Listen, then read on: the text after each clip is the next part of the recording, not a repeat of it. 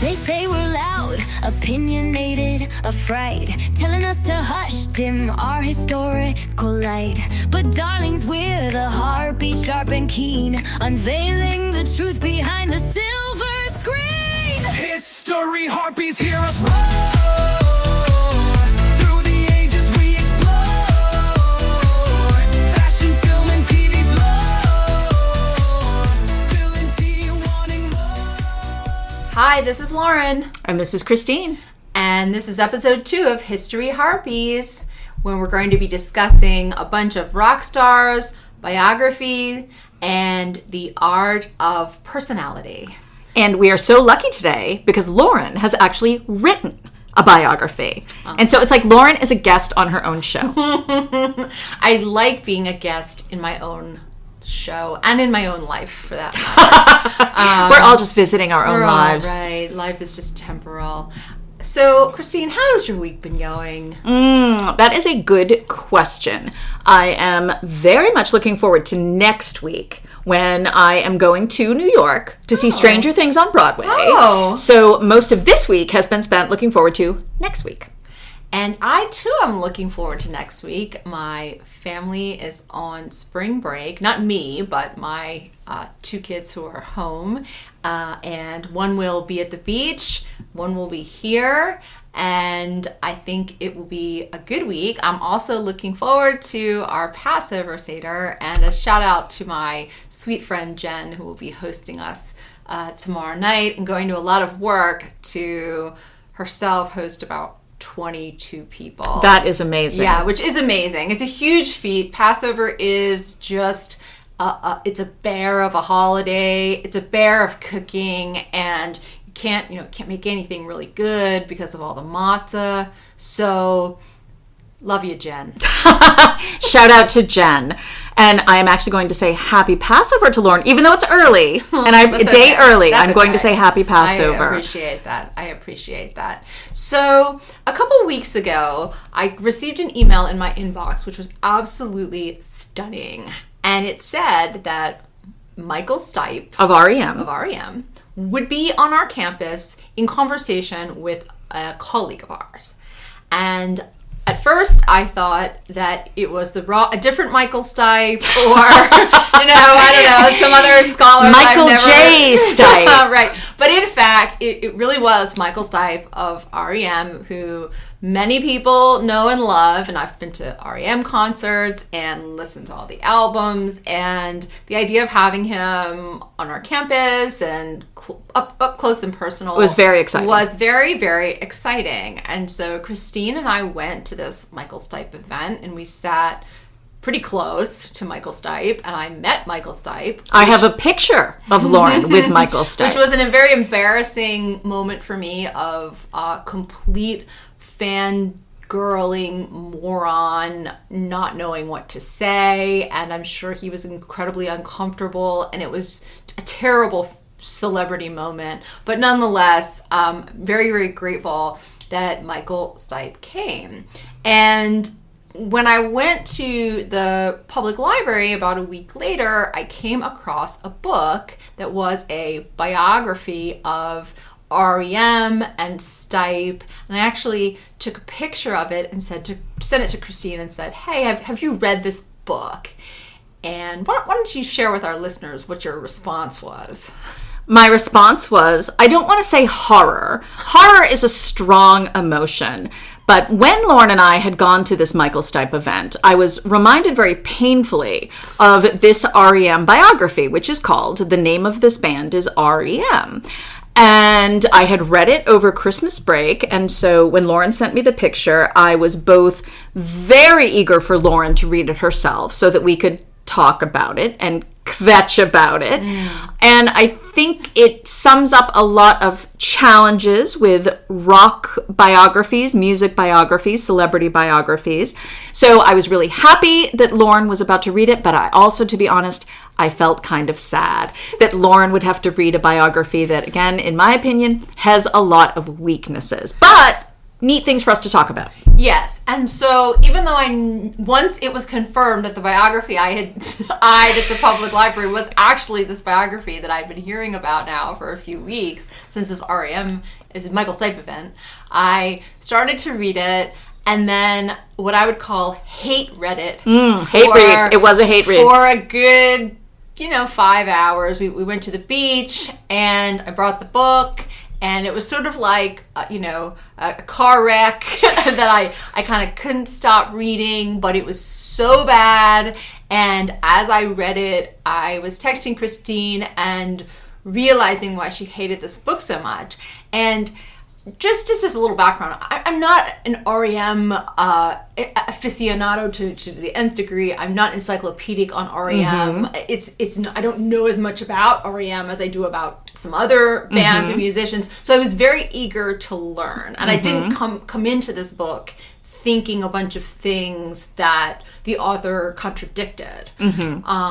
But nonetheless, and I will say that I was a very, very serious REM fan back in high school, and first saw them in 1985 on the reconstruction of the Fables tour, which I enjoyed very much. And this, of course, was before REM had really hit it big with Out of Time in 1991. Gone mainstream. And so I felt like I knew a lot about them, but certainly was very eager to learn more from reading, because this was the first biography of the band that I had read. Okay. And it really did fall into, I think, a lot of the traps that a celebrity, again, rock, film, TV, whatever biography can fall into. And I would say that one of these is that the author, and let's just leave the author nameless, let's say. I think it really, one needs to have distance. And this is something that Lauren will talk about a little bit later when we talk about Lauren's biography, which we should. But the author didn't have a lot of distance between himself and the band, in the sense that, to be honest, Lauren, it seemed like he was kind of madly in love with Michael Stipe. And to me, that wasn't the best position for a biographer to be in. Correct. The other problem with the biography is that often when we read biographies written by fans and journalists and even people, and this author has written other biographies and is apparently in the industry, but not a historian, and not aware, or at least transparently aware in terms of the writing, of what other things might be going on in the period that REM is producing its music, besides the world of Athens and immediate context of REM. Yes. That there are many, many derivatives and antecedents and connections between Michael Stipe and REM and the larger scene. Whether REM liked that scene or not, they were part of it.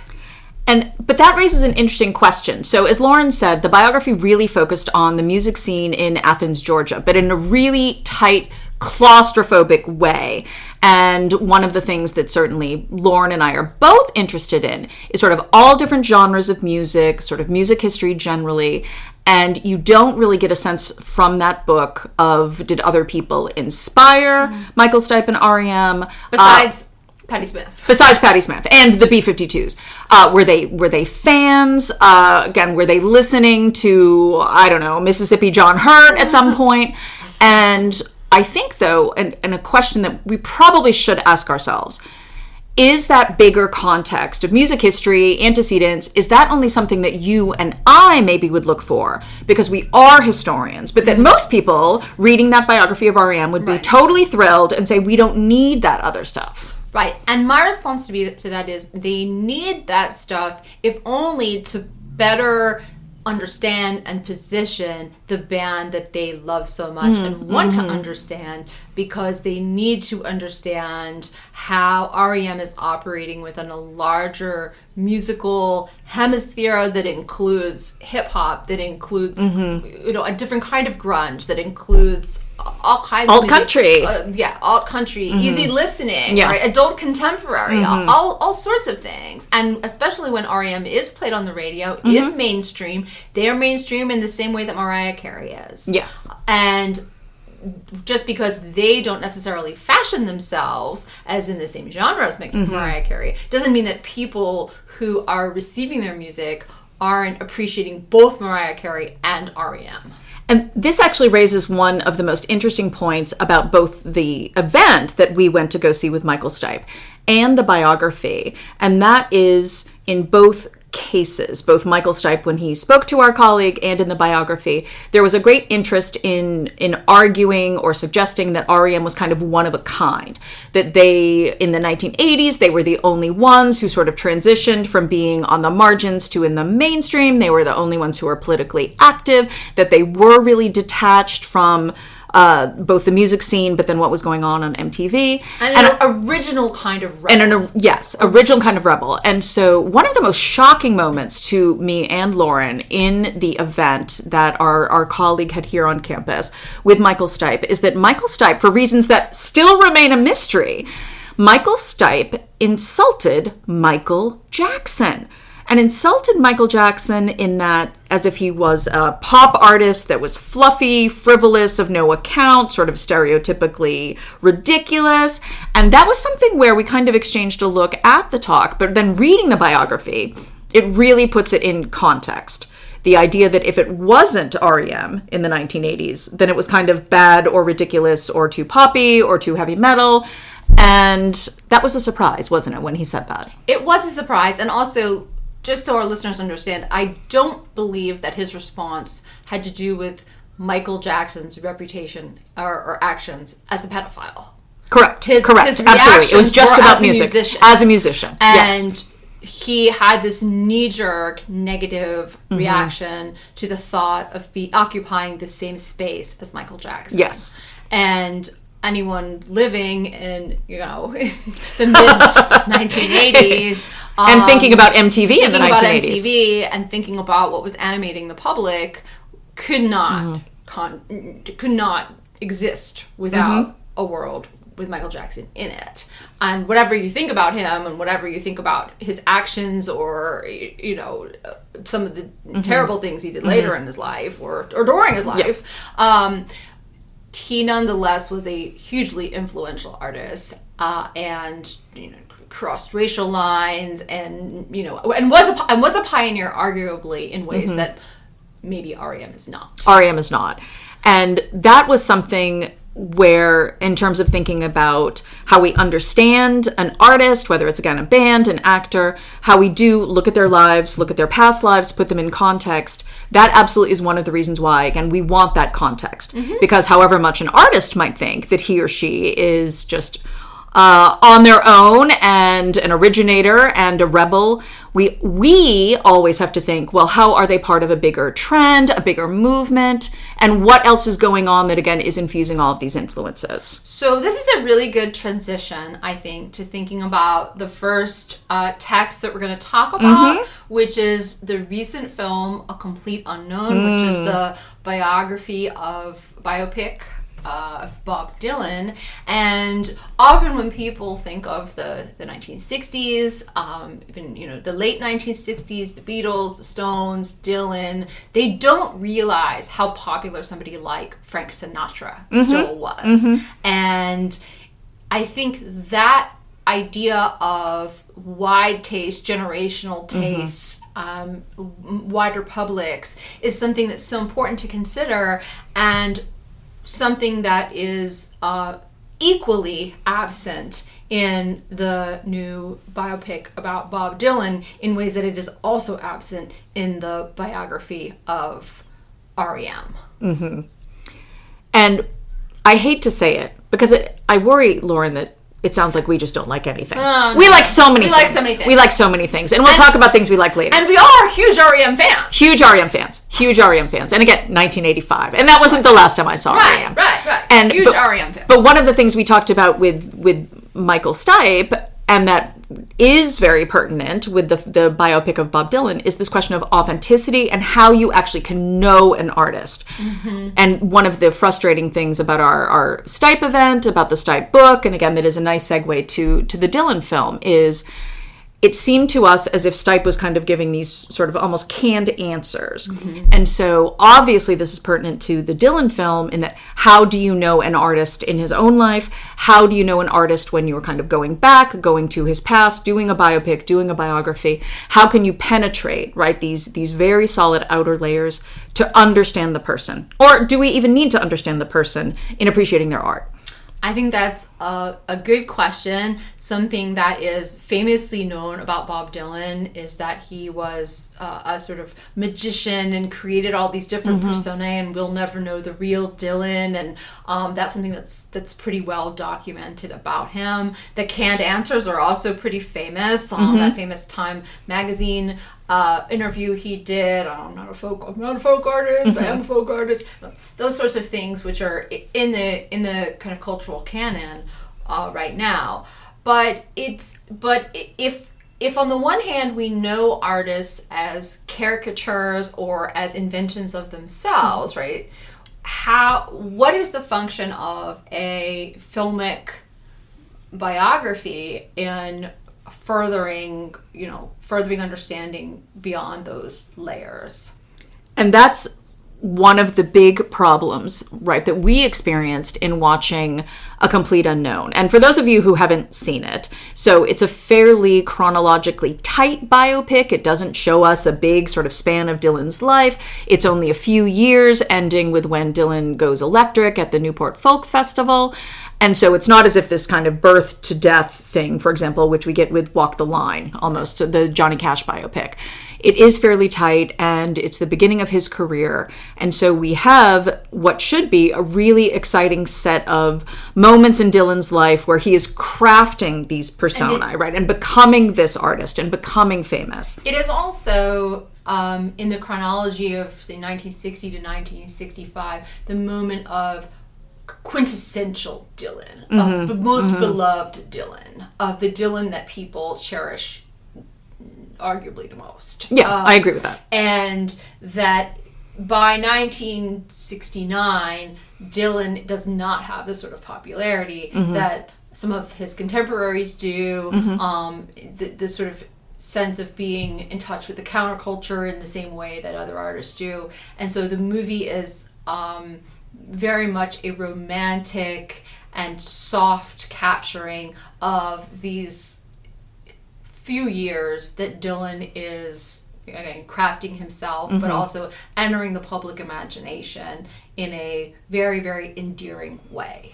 Okay, but here is the problem, though. If one only knew Dylan from watching that film, one would be totally amazed that Dylan had ever captured the national imagination, or at least of that generation, a big chunk of most of that generation. It would be a mystery, because the Dylan that we see is incredibly boring, has no charisma, simply is kind of standing there as a folkie, right? No stage presence. And we'll talk a little bit later about stage presence when we talk about The Doors. But we talked about this, no sort of sexual energy, no idea that he is a compelling person to talk to. Much like our complaint about Honora, there's very, very little actual dialogue, right? In A Complete Unknown. Very little dialogue coming from Dylan or his peers, his romantic partners. In fact, there's one character who is silent the entire film. And what we mostly see is Timothée Chalamet performing these Dylan songs in a Bob Dylan-y kind of way, and other people staring lovingly and adoring. They are amazed that this man is singing, and that he is doing something that they've never seen anyone do before. It is as if they are looking at Jesus Christ turning water into wine. And there are so many scenes like this. As, again, like last week we talked about Honora, the frequency of these concert scenes with adoring fans staring at Bob Dylan is the frequency of lap dances in Honora. That's true. And neither further any sort of storytelling. Yes, agreed. And neither is compelling or interesting to watch. And so we have, and we have these repeated scenes where it really is, and I had read a review that said this, it's almost a musical, right? There's almost no conversation, almost no depth, right? Almost no development of Dylan or anyone else really as a character, just song after song after song. But of course, the problem is so many of us over so many years have heard parodies of Dylan, right? The jokes, the kind of whiny voice. And so in effect, we have a, 2-hour, what sounds like a parody of Dylan. And that is what we are presented with. And we, again, know so little about him. See, what I want a film about Dylan's conversion to Christianity, right? Those sort of few years, right, where he's a born-again Christian, right, releases how many albums, and then in effect says, all right, that phase is over. I'm moving on now. I would like a film about how Dylan came to agree to do that Victoria's Secret commercial in 2004. And the film I would pay money for that. Acts like he never did that commercial with Adriana Lima, where he is staring smoldering into the camera, basically, again, just selling, as he said, I'll only do a commercial if I sell women's underthings. and I said that earlier in his career in the early 60s, and then goes on to actually do that. But in the most crass commercial way that a young Dylan would have completely Wept over. throw signs around, whatever Dylan did in those days. And Joan Baez, God knows what she did when she saw that commercial. And the other problem with the film, especially in 2025, is that a film that is going to have women occupying central roles, his Joan Baez, Susie Rotolo,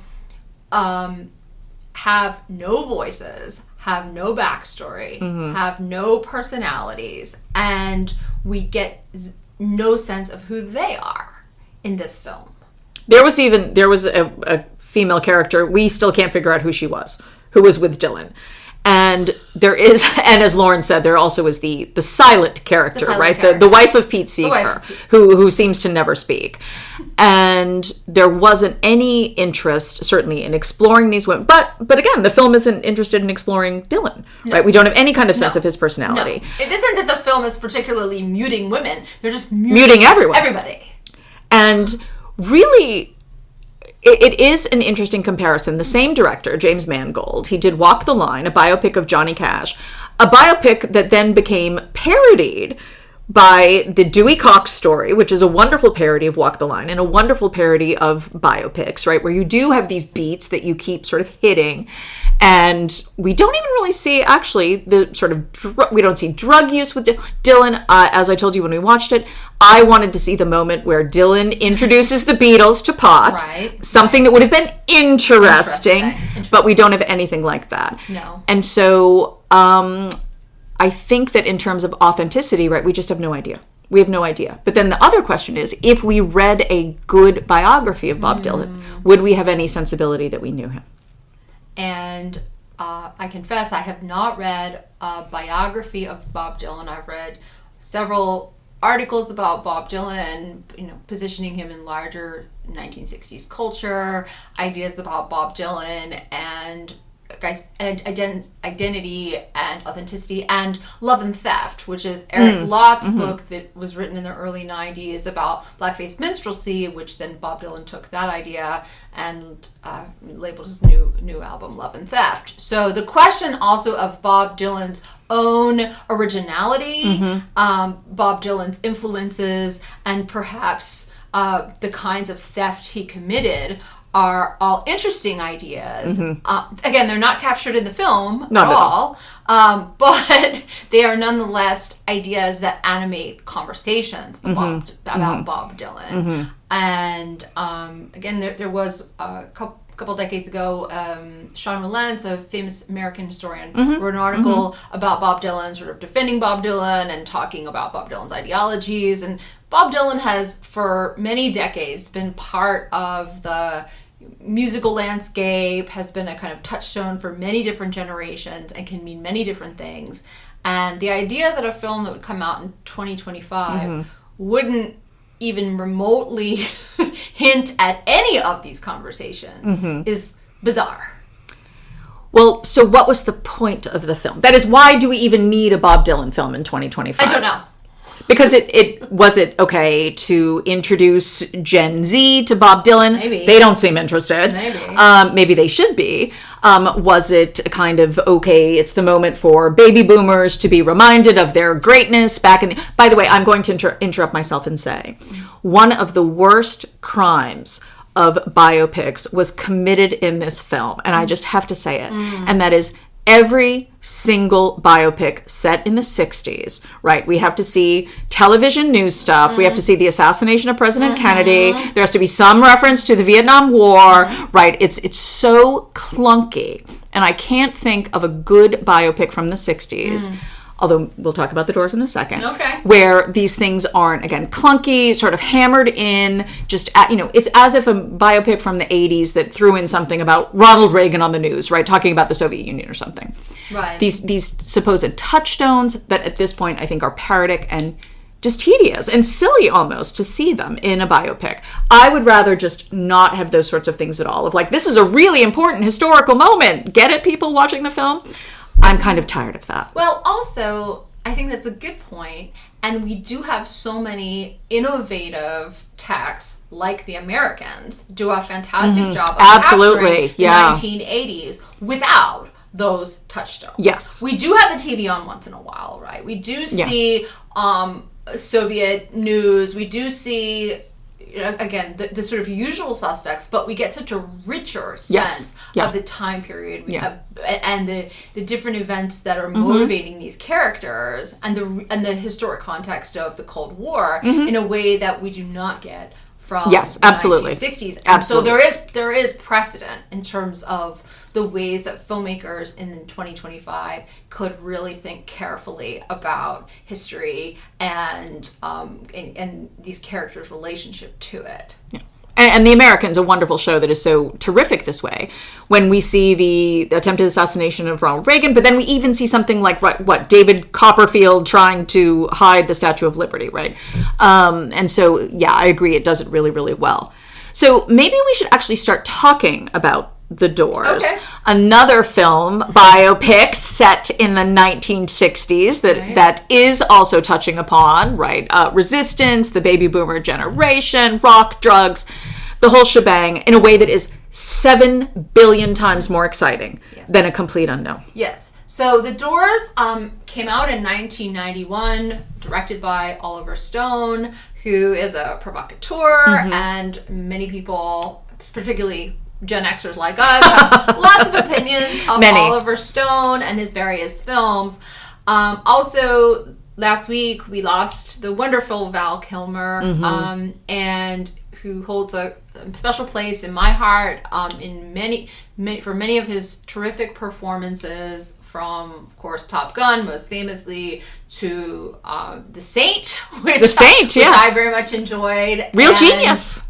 There's so many wonderful Val Kilmer films, and I love his Batman. And I'll defend that. I'll die on the hill for that. It is a hill to die for that Batman film, and particularly that U2 song that is in that film.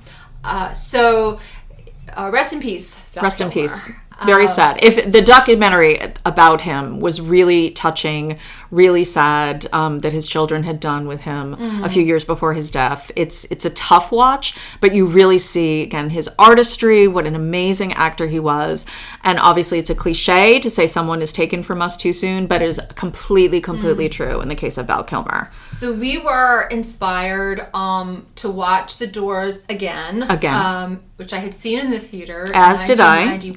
And I can't remember if I had watched it since then. But, of course, after watching Dylan and thinking about Stipe, and then receiving this news of the death of Val Kilmer, The Doors seemed like an appropriate choice to talk about on the pod.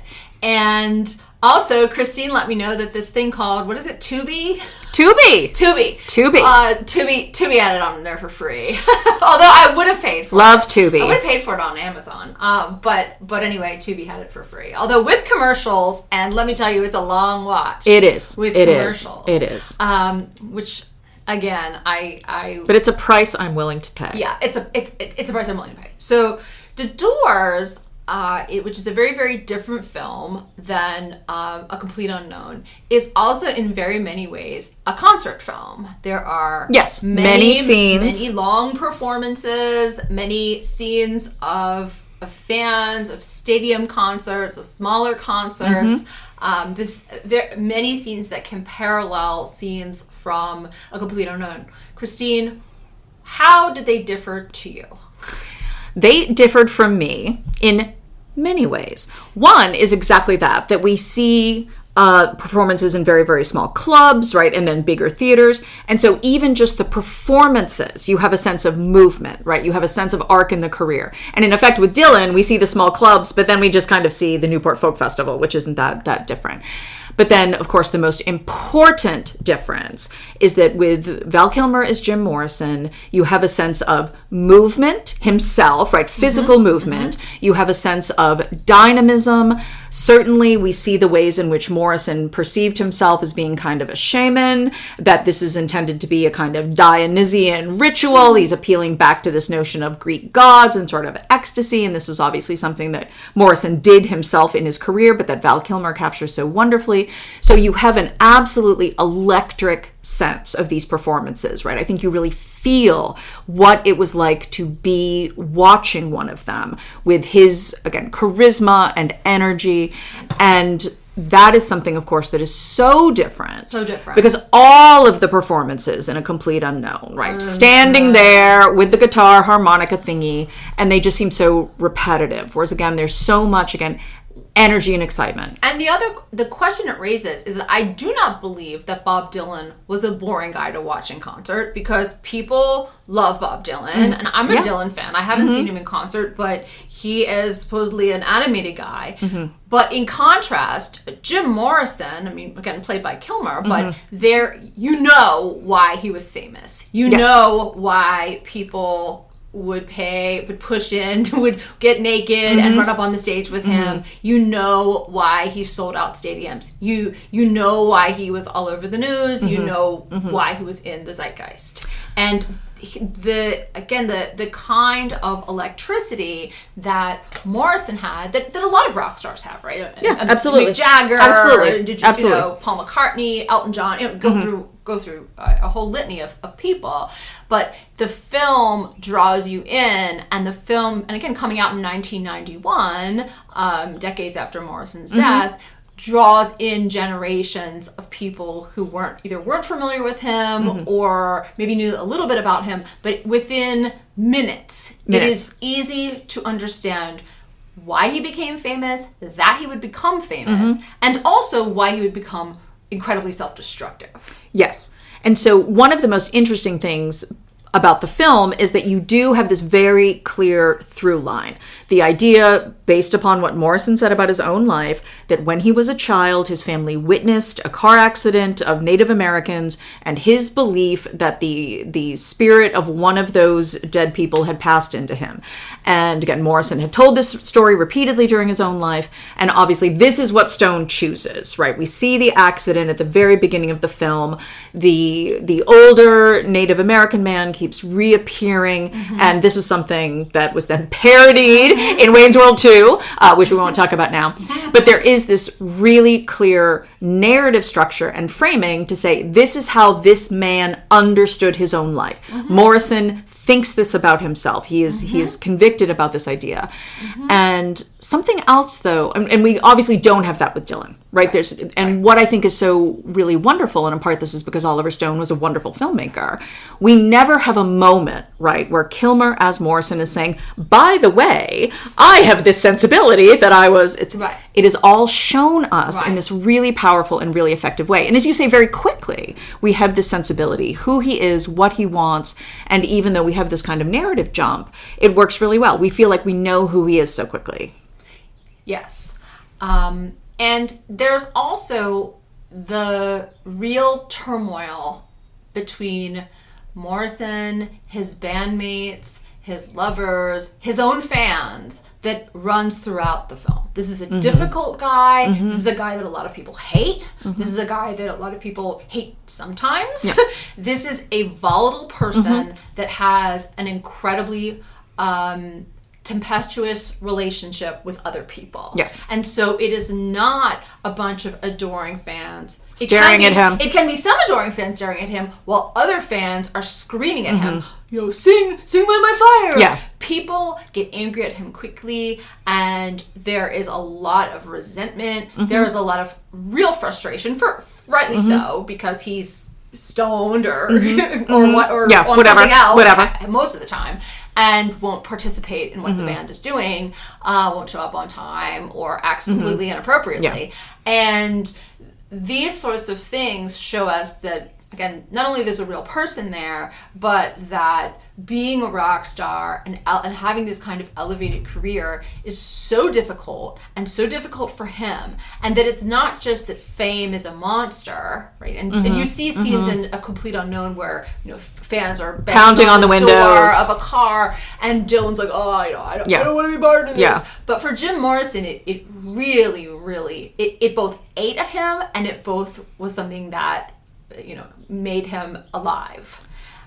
And I think the film captures the different elements of fame, and how it led to his ultimate demise, but it also kept it nourished him, and nourished him. But that's, I hate to sound too negative about folk, which of course in many ways can be a wonderful genre. But in some ways, maybe we can argue, and you might disagree with this, but I think what we see in The Doors is this notion that rock music, at least as he experiences it and lives it out, rock music is something dangerous, right? The individual shows are always kind of on this precipice, right? Is it going to become a riot? Is it going to be dangerous? Is someone going to get hurt? Because he is drunk, he is out of control.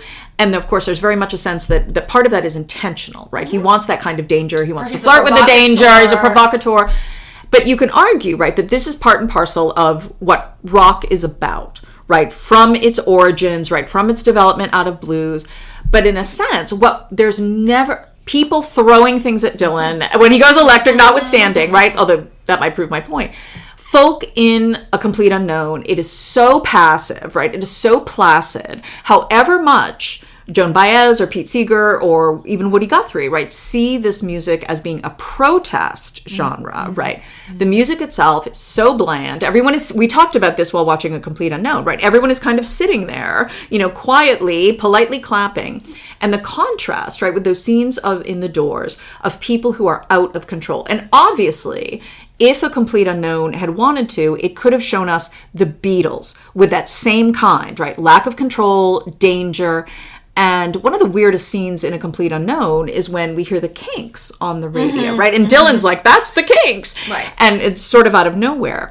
But I do think that, rightly or wrongly, we do have this sense that rock in a sense lends itself more to exciting film, right? More to an exciting biopic, rightly or wrongly. We do, based on these two depictions. Yes. I think there are other films about that time period that might show, again, a kind of animation that wasn't in that Bob Dylan film. And certainly, even if we think of something like Eyes on the Prize, the famous and wonderful civil rights documentary, even looking at civil rights protesters marching and singing and drawing crowds and having people yell at them, and those are not quiet, passive folk audiences. But that's not a folk concert, right? Exactly, like we see in that film.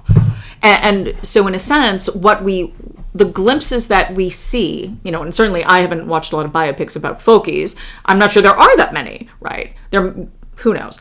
But what we see then is a very sedate, almost kind of like PBS audience, right? That is what is represented, right? Yes. Again, people, politely clapping. There's no sense of however much folk might have been harnessed in quote unquote real life, right? For political ends, as you say. Yeah. It's an interesting paradox to have someone like Jim Morrison, who is not traditionally associated with politics with a capital P, in a film that really shows rebellion and really shows a kind of anger, Rage Against the Machine, etc. And then Dylan, who is associated with politics with a capital B, as so passive, as again, so everyone's staring at him adoringly, and so void of meaning.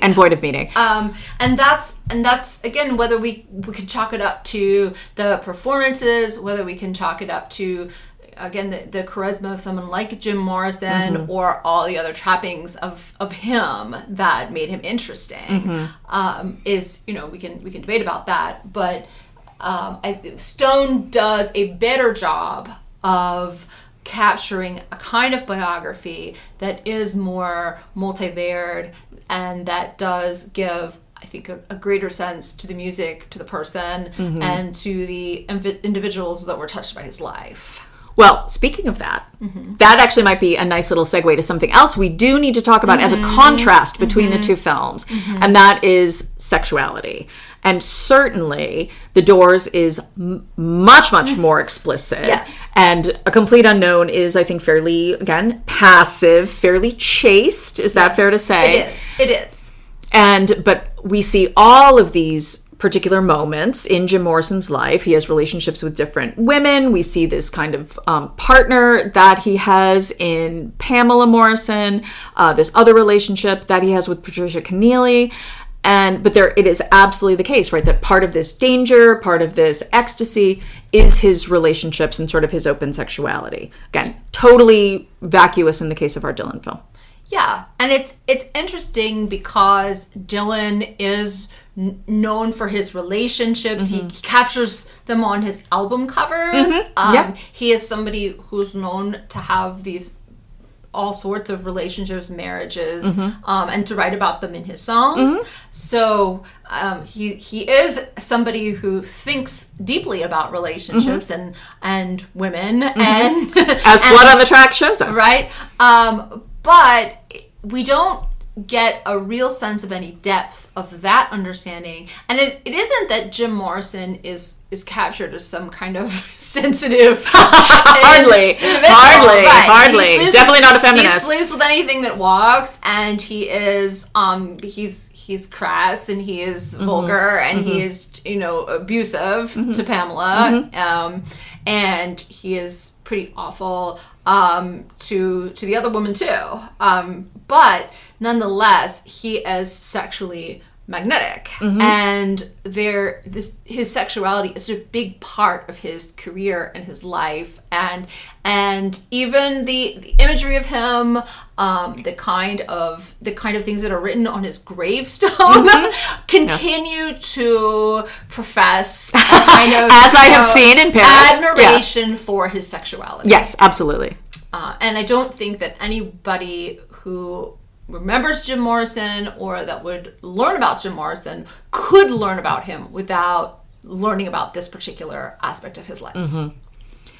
Well, that also then takes us to, and I hate the fact that we even have to bring it up, but the casting of Meg Ryan as his partner, Pamela, which did almost destroy the film for me. Now, let me say one thing before we get into this, because I don't want our listeners to think that we're just, just trashing on this stuff. I love Meg Ryan. And When Harry Met Sally might be one of my favorite films. It's a great film. Time.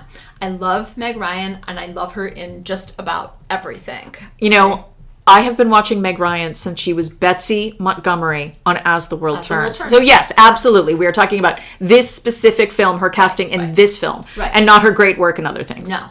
But this casting is so bizarre, and I understand that Oliver Stone wanted to get a kind of sweetness and a contrast with Morrison, yes. and a contrast with Patricia as well.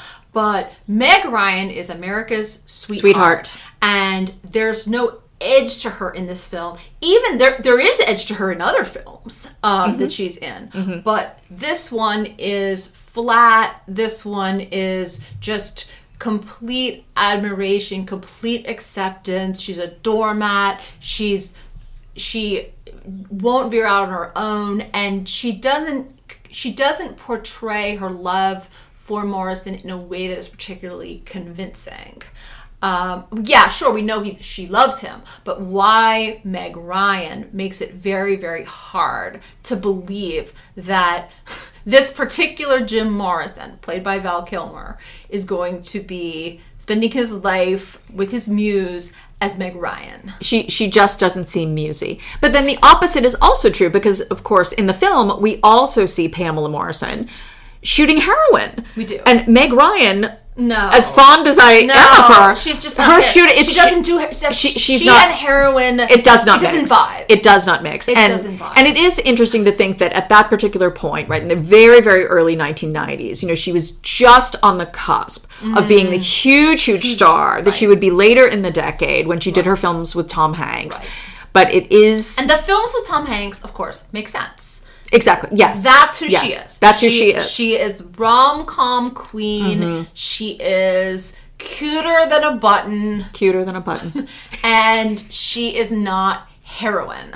Not heroin. And you know, So who would have been a good choice? That is in a really 1991 to have been Pamela Morrison. okay, I would vote for Jennifer Jason Leigh. So a star in 1991, right? She had been working then throughout the 80s, ever since Fast Times at Ridgemont High. Right. Age range, she was right on. Okay. And certainly she has shown herself, right, to do more edgy, dangerous material. And drug stuff. And drug stuff. And so I think that she actually would have been a really good choice for that. And I think that she would have had good chemistry with Val Kilmer. I do think that Meg Ryan has good chemistry with Val Kilmer. It's just that nevertheless, she still somehow manages to be miscast. But again, Jennifer Jason Leigh and Val Kilmer. Yeah, it's a good couple. It's definitely a good couple. Who would you have picked? 1991. Not Julia Roberts. No, not Julia Roberts. But if we're going to go in the Jennifer Jason Leigh direction, I could also say a Bridget Fonda.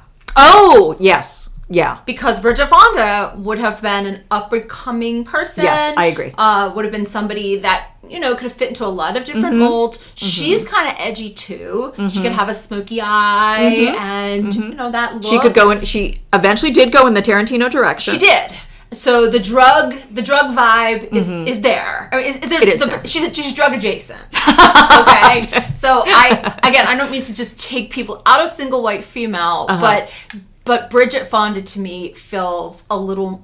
Also, she's not so iconic yet. She doesn't have that kind of, you know, typecasting. Yes, I that agree. Meg Ryan does. There's more versatility. Much more versatility. Yeah. And again, Kilmer is such a star, and Morrison is such a star. Yeah, the charisma is just off the charts. That, you know, again, as sort of, you know, Kyle MacLachlan with a wig, who's fine. I still love Kyle MacLachlan in that film. It's great. Yes. But we don't need big stars. We don't. We don't need a whole host of big stars. We need journeyman, great, terrific character actors. Right. And for the most part, that's what we get. Yes, that is what we get.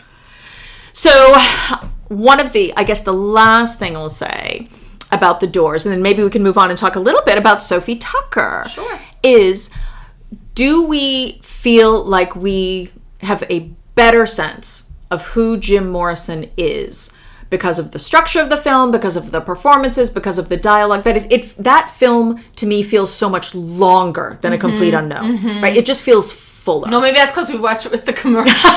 maybe. But in the sense of, again, we do see context, right? We see Jim Morrison go to Andy Warhol's factory. Right. We see him, with Edie Sedgwick. We see him with We Nico. see him in film school. Film school. And so there is all of this sense.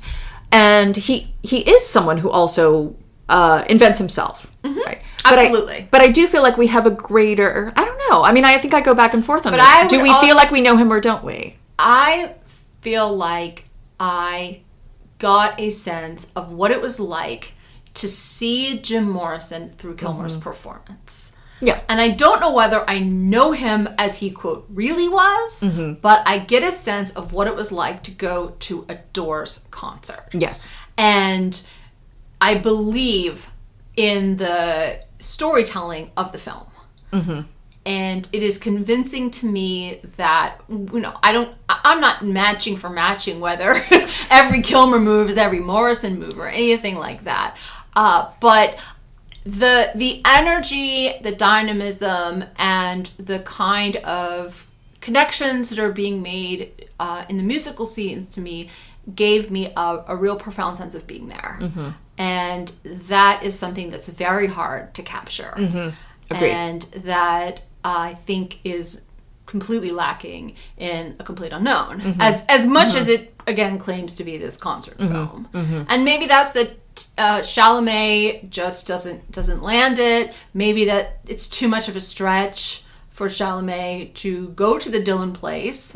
And maybe that, again, also we've had so many iterations of Dylan. We've had so many films. We've had Scorsese making documentaries. We've had other people that have investigated. Todd Haynes. Todd Haynes, I'm right, not there. made a movie. Right. So the question that you asked before, which is, again, worth repeating, is why do we need another Dylan film in 2025? And is it because, 10 years ago or however long ago, Chalamet says, he got a script and he worked on it really hard, and now a lot of Gen Z folks love him, and he's dating Kylie Jenner, and he's just super hot. New generation. He's super hot, and so here's his platform, and here's his Oscar contending, fodder. So that might be a more pragmatic, kind of mechanical answer to that question. But again, to think about Bob Dylan, and then to think about the forthcoming Beatles films. Films, plural, since there are going to be four of them, which my college-age son has already told me he will not see. Oh. Yeah. Interesting. Who is a son of two huge Beatles fans. But he said, no, I have zero interest in seeing any of those films.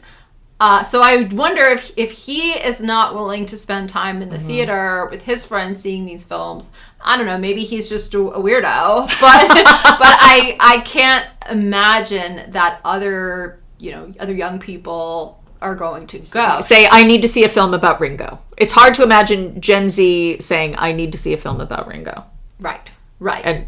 So Sorry, Ringo. No. So the question is, why are we making more films about people born, 50 years before the target audience? When there have been so many, again, as with the Beatles also, right? So many. And some of them really terrific. Yes. And again, about like the Beatles, the guy who carried their luggage or something, right? It's become so expansive. Okay, the last thing before we start, move on a little bit, is something I keep coming back to. There's a wonderful, as you know, Lauren, a wonderful 2-volume biography of Elvis Presley by Peter Guralnick, which to me really is almost a model of a rock biography. And I just keep coming back because Bob Dylan blurbed that biography by Guralnick. And what he says about it is you can feel Elvis breathe. He steps off the pages. And I thought about that and said, yes, that's what we want out of a biography, right? Or a biopic. We want that feeling of breathing, right? Stepping off the pages. Right. And in part, that's why I think I was also really disappointed by A Complete Unknown, that Bob Dylan himself, right, understands what we as fans want out of these things, and felt that he got it, right, about Elvis Presley in Guralnick's book. That's a great point. But we're missing it from A Complete Unknown. So that actually is a good segue, and we're going to talk for a few minutes. Lauren is going to talk about her experiences writing a biography of Sophie Tucker, and actually that's a good segue from the Beatles, because the Beatles themselves mentioned once that Sophie Tucker was their favorite band, right? But Lauren really knows far better, certainly than I do, about what it means to try to bring someone to life, where someone who is both very, very well known, but also maybe not so well known in terms of that interior life. And one of the challenges when I decided to write the biography of Sophie Tucker, for those listeners that don't know, she was a very famous performer across the 20th century, born in 1886. Her career spanned through her death, actually spanned right through her death, 1966. And she was in vaudeville, she was in film, she was on the radio, and she was most famous for her live performances as a kind of cabaret live singer. And she performed every night, sometimes twice a night, throughout most of her career in the United States and all over the world. And she performed with great regularity in the UK, and was friends with sort of a who's who of famous people in Tin Pan Alley and Hollywood and the theater world in her day. and again on the Ed Sullivan Show a couple times, friends with Ed Sullivan and many others. She was also a tremendous philanthropist and raised a lot of money for different organizations, and at the end of her life left millions of dollars to all sorts of relief organizations. So she was what we would consider now certainly a philanthropist. She was also an activist. She was the president of the American Federation of Actors.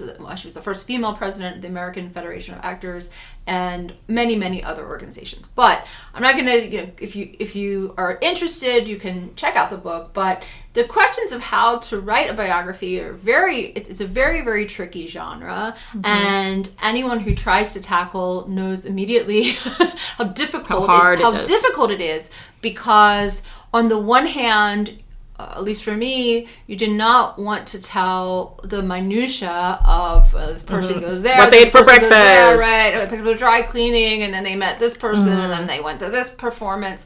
But you also don't want to zoom back too much so that you don't capture the sense of who they are.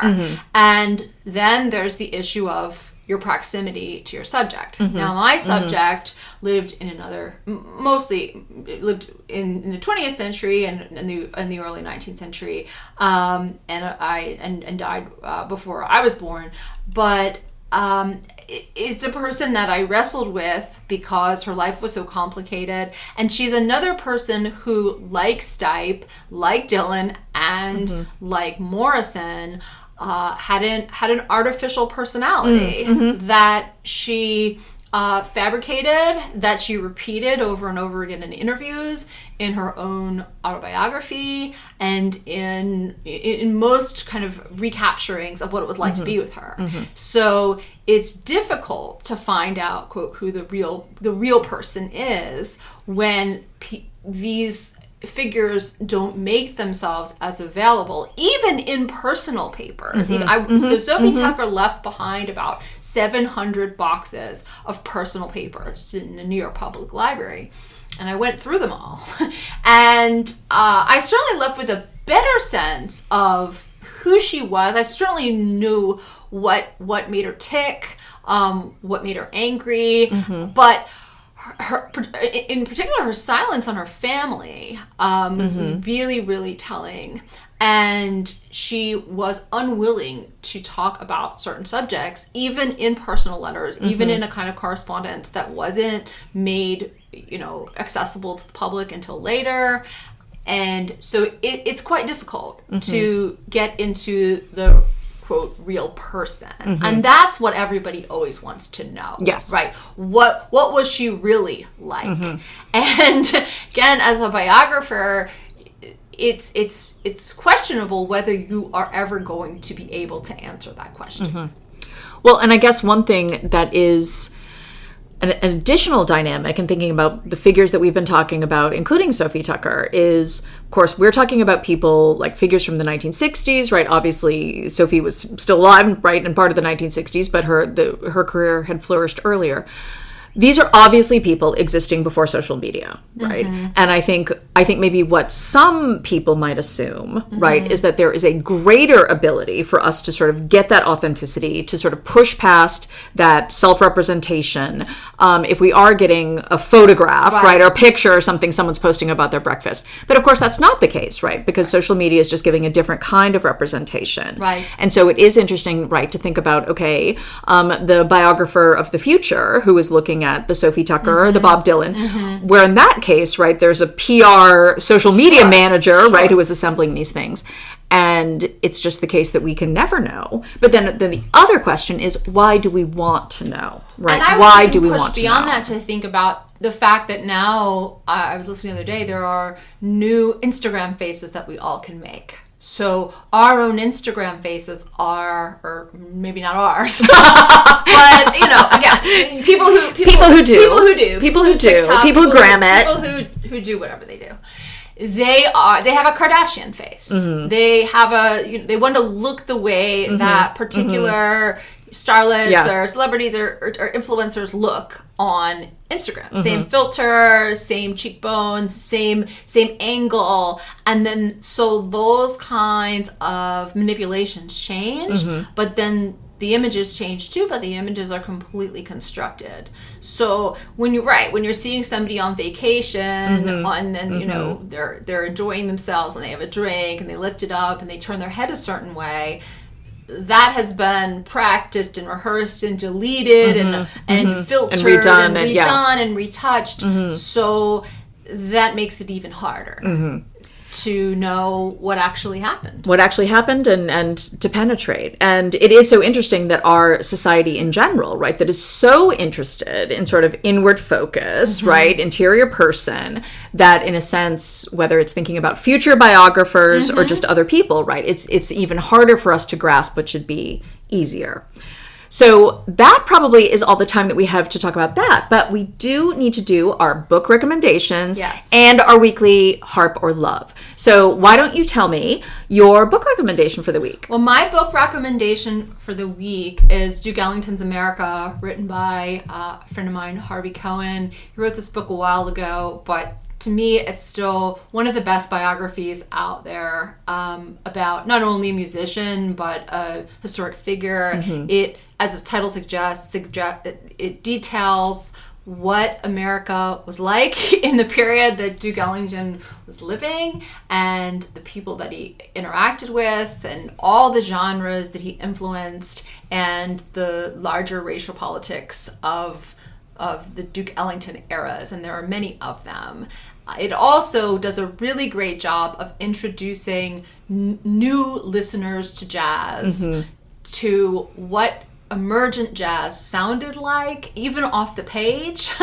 And it gives a really great sense of racial tensions and conflicts and questions of appropriation, questions of racial exchange, questions of how musicians collaborate across racial lines in a really thoughtful way. I'm always grateful to Harvey for writing that book and spending so much time in the Smithsonian archives mining through Duke Ellington's papers, and I recommend it wholeheartedly. That sounds great. I wish I knew more about the history of jazz. And that actually raises just another minor point we should make, that ideally, right, a great biopic or a great biography of a musician, it makes you want to listen to the music. And that you can actually appreciate the music in a new way. And I think that's absolutely the case. My recommendation for this week, and this might actually segue into our harping and loving. Okay. So my book recommendation for this week is a book by Nick Tosches, Tosches, and it's a book called Hellfire, which is a biography of Jerry Lee Lewis. Very notorious early rock star who in the 1950s, who then became a country star, who is suspected of having done bad things I won't elaborate on. And the biography is really short.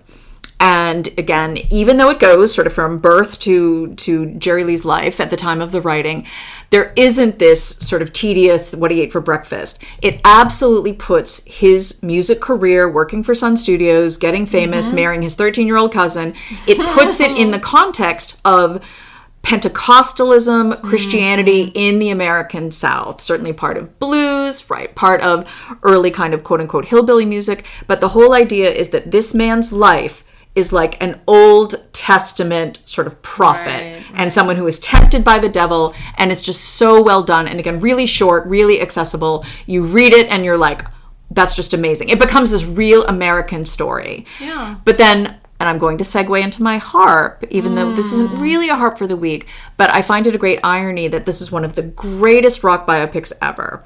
But Jerry Lee Lewis has given books ever, but Jerry Lee has given us also probably the worst rock biopic ever, which is Great Balls of Fire from the 1980s, starring Dennis Quaid as Jerry Lee Lewis. Of course, Meg Ryan's former husband. Right. But, and that is an interesting question of its own. How do we have someone where it's a terrific, terrific biography, but the biopic ends up so terribly? We have been all about the boys this episode, I know, Christine. I know. I feel like there's nary a woman in sight. Well, I will actually say my other book recommendation is Lauren's biography of Sophie Tucker, which is called Red Hot Mama. That's my other We'll book put the rec. links in the show notes in case you're interested in checking these out. And there are so many biographies, some of them terrible, some of them terrific. It's a tough nut to crack. I would never write another one, but those who have done it well are Amazing people. Amazing people. It's its own artistry. And It really I is. am really, really grateful for some of my colleagues and friends and people I don't know who have gone out there and done it. and taken a crack at it. Okay, so Lauren, let's have Lauren's harp or love for this week before we say goodbye. Okay, Christine, I'm gonna love. Love. Good. We need some love. Yeah, I'm gonna love. We need some love. And here's what I love. So, for those of you who may not be tennis fans, I don't know why you're not a tennis fan. No, I'm only kidding. I'm a huge tennis fan. I'm a tennis player, not a very good one, but it's something that I have a very strong passion for. And I was lucky enough to go to the Charleston Open last week, and I got to see some of the greatest players on the scene right now. I saw Matty Keys. I saw all sorts of players up close. They were within. I could feel their sweat. Excellent. And the thing about tennis in person, if you have never seen it, you just don't understand how good they are, how hard they hit the ball, how fast they run. It is like no other sport in person. It is just unbelievable. And it's a wonderful experience. It's a really great venue. It's really accessible, and I recommend it. And I just recommend playing tennis, watching tennis, buying tennis merch, tennis core, all the tennis stuff. I recommend it, and I will return next year. It's become a kind of annual ritual for me to go to the Charleston Open. My bucket list is Wimbledon, and I'm hoping to make that happen. But again, I'll take the sort of smaller venues for now. Well, that actually is a nice way to tie up our time, because you can argue you have taken great pleasure in watching people do something they are fantastic at. Yes. And of course, this is one of the pleasures of a biopic, Yes. right? Yes. Seeing people do things that they are amazing at. Yes. Okay, well, that is all the time that we have for this week. No, I think I'm harped enough. Harped enough? I harped enough about Jerry Lee Lewis's terrible All right. biopic. I wanted to So give you that's a positive note. I wanted to give you a space. Thank you. For, I appreciate that. Expressing I your appreciate that. feelings, but I like ending on a good positive note right. of a love. I'm sure there are many more harps in my future. So that is all the time that we have for this week. we hope you'll keep listening to History Harpies, and until next time, Harpies out. Heroes born